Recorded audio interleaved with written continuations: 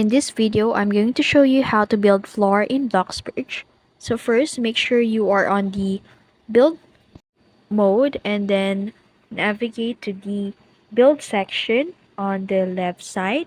Click on that and then click the floor and then select it as manually, and then now place the dots to your desired shape and then click enter. And as you can see in here, we've successfully created or built a floor in Bloxburg.